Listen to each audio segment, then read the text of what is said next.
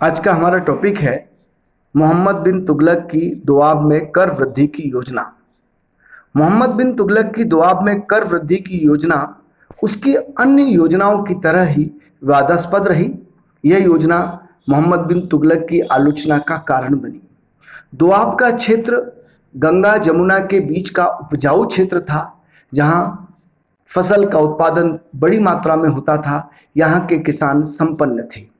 इस क्षेत्र में उसने कर में वृद्धि की योजना बनाई। हम देखेंगे उसने दोआब में ही कर वृद्धि की योजना क्यों बनाई, कर वृद्धि की दर क्या थी, क्या ये योजना सफल हुई या असफल हुई और इसके क्या परिणाम निकले। विद्वानों का मानना है कि अलाउद्दीन खिलजी की तरह ही मोहम्मद बिन तुगलक भी अपने राजकोष को भरना चाहता था। हालांकि कुछ लोगों का मानना है कि इस समय राजकोष रिक्त हो चुका था, किंतु राजकोष रिक्त होने की बात को इसलिए स्वीकार नहीं किया जा सकता क्योंकि दोआब में कर वृद्धि की जो योजना असफल हुई, उसके बाद किसानों को बहुत बड़ी मात्रा में उसने धन दिया, सहायता पहुंचाई और उसने अपनी अन्य योजनाएं भी लागू की थी।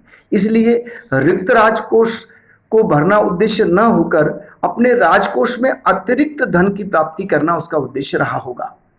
दूसरा, जैसा कि मैंने बताया, दोआब का क्षेत्र गंगा जमुना के बीच का उपजाऊ क्षेत्र था। यहाँ बहुत बड़ी मात्रा में विभिन्न फसलों का उत्पादन होता था। यहाँ के किसान संपन्न थे, वे बढ़े हुए कर को दे सकते थे। इसलिए दोआब में उसने करों में वृद्धि की। कुछ विद्वानों का मानना है कि दोआब क्षेत्र के संपन्न किसान और सामंत उपद्रवी हो गए थे। वो दिल्ली सल्तनत के खिलाफ विद्रोह करने लगे थे, इसलिए विद्रोहों को कुचलना भी उसका उद्देश्य था। वह कर अधिकारियों को अधिक से अधिक कर वसूलने के आदेश देकर यहाँ के विद्रोही लोगों को शांत करना चाहता था। अलाउद्दीन की तरह ही मोहम्मद बिन तुगलक भी अपने साम्राज्य का विस्तार करना चाहता था। वो बड़ी बड़ी विजय की योजनाएं बनाता था, जैसा कि हम देखते हैं कि उसने कराची अभियान किया, खुरासान की विजय की योजना बनाई और इसके लिए उसे एक बहुत बड़ी सेना की आवश्यकता थी और बड़ी सेना के लिए धन की आवश्यकता थी। और उसे लगा कि धन की प्राप्ति दोआब जैसे उपजाऊ क्षेत्रों से आसानी से प्राप्त की जा सकती है, मतलब यहाँ से धन की आपूर्ति की जा सकती है। इसलिए दोआब में उसने कर की वृद्धि की। विभिन्न समकालीन इतिहासकार जैसे बर्नी ने कर में कितना गुना वृद्धि की गई इसका वर्णन दिया है। कुछ बाद के इतिहासकारों ने भी इसके बारे में वर्णन किया है। जियाउद्दीन बर्नी का मानना है कि कर में वृद्धि 10 से 20 गुना की गई। निजामुद्दीन का मानना है कि कर में वृद्धि 10 गुना की गई। इसी प्रकार इतिहासकार फरिश्ता का मानना है कि दोआब में 3 से 4 गुना कर में वृद्धि की गई। विभिन्न इतिहासकारों के मत से यह स्पष्ट होता है कि 3 से लेकर 20 गुना के बीच में कर में वृद्धि की गई होगी। किंतु अधिकांश इतिहासकार इस बात से सहमत हैं कि उसने अलाउद्दीन के समय जो कर लगाए गए थे, मकान कर और चराई कर, उसे अलाउद्दीन के बाद के शासकों ने समाप्त कर दिया था।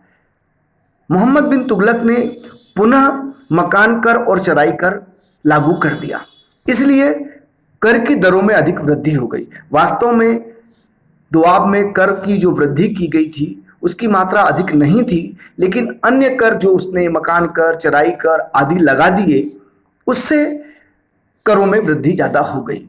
उससे जनता पर ज्यादा बोझ पड़ा। कर वृद्धि के मामले में एक मत पर लगभग सभी इतिहासकार सहमत हैं कि उसने 5 से 10% तक दोआब में कर वृद्धि की होगी और इसमें केवल कर नहीं, मकान, चरागाह आदि अन्य करों की दरों में भी वृद्धि की गई होगी। जब उसने दोआब में कर वृद्धि को लागू किया, उस समय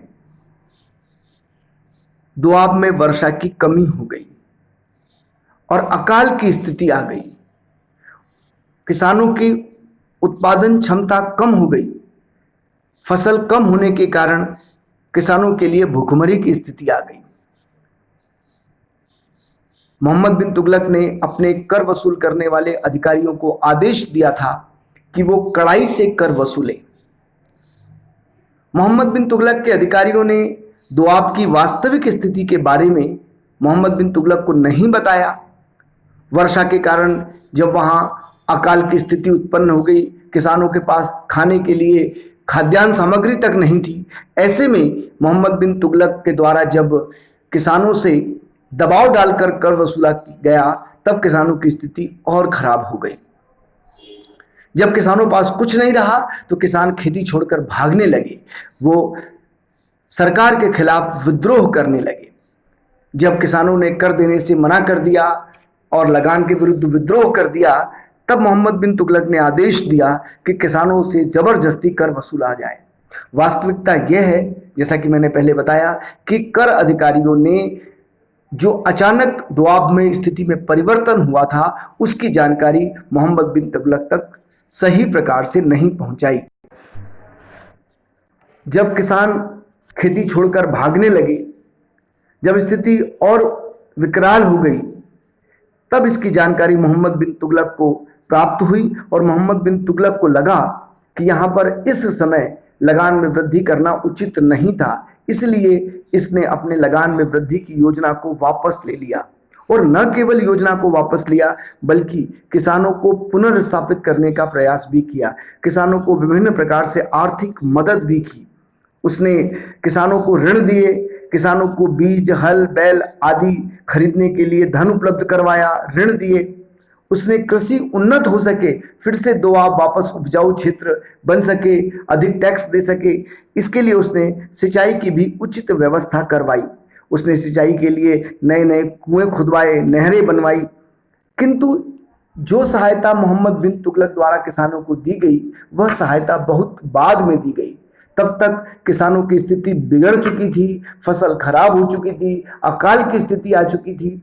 तो मोहम्मद बिन तुगलक द्वारा सहायता बहुत देरी से दी गई और वो सहायता अब किसानों के लिए उपयोगी नहीं रही थी। जैसे भी स्थिति रही हो, मोहम्मद बिन तुगलक ने स्थिति को भांपते हुए दोआब में कर वृद्धि की योजना को न केवल वापस लिया बल्कि किसानों को विभिन्न प्रकार से सुविधाएं उपलब्ध करवाई।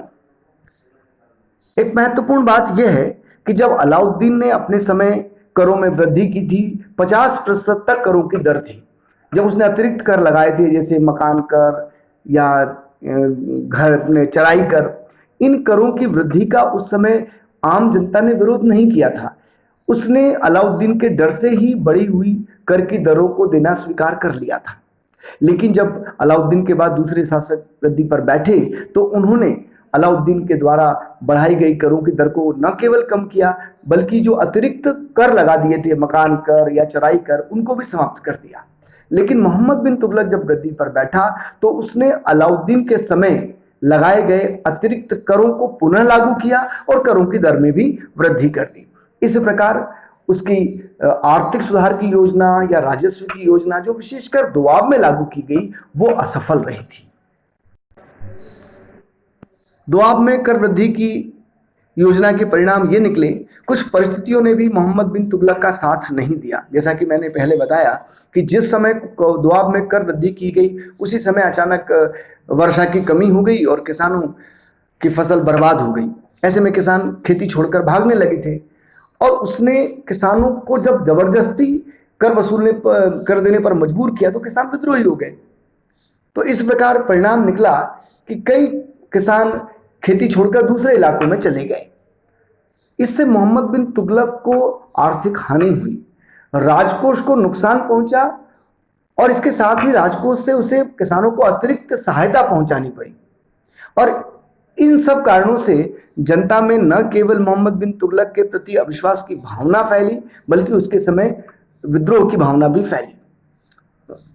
हम देखते हैं कि मोहम्मद बिन तुगलक के समय साम्राज्य का विस्तार दिल्ली सल्तनत में सबसे अधिक हुआ था, लेकिन हम ये भी देखते हैं कि सबसे अधिक विद्रोह मोहम्मद बिन तुगलक के समय ही हुए थे।